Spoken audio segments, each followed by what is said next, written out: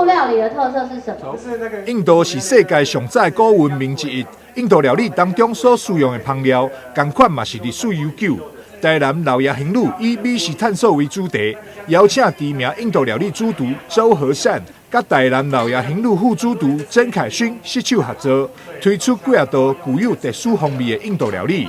和民众伫享受异国美食的时阵，就参像是出国同款。印度菜就是有羊腿啊，跟那个鸡肉、丹都的鸡肉，还有印度南饼，还有那个印度那个奶茶，这是比较就是很有名的，就是比较好吃的。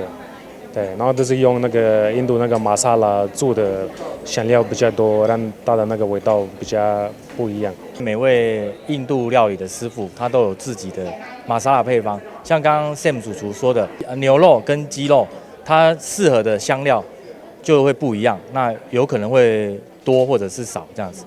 不只有印度料理通好食，伫台南老爷行路印度料理美食节期间，还会当伫现场食到上正统的中东沙威玛。这次在印度美食节也加码提供了中东的最有名的沙威玛的菜，然后我们也提供了沙威玛的机器。那我相信啊，这一次啊，可以提供给台南的市民呢，有一个完全不同的体验。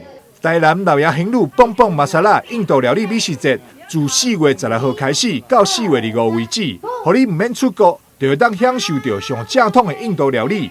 爱食美食的朋友，千万唔通错过这难得机会。台南新闻张硕伟采访报道。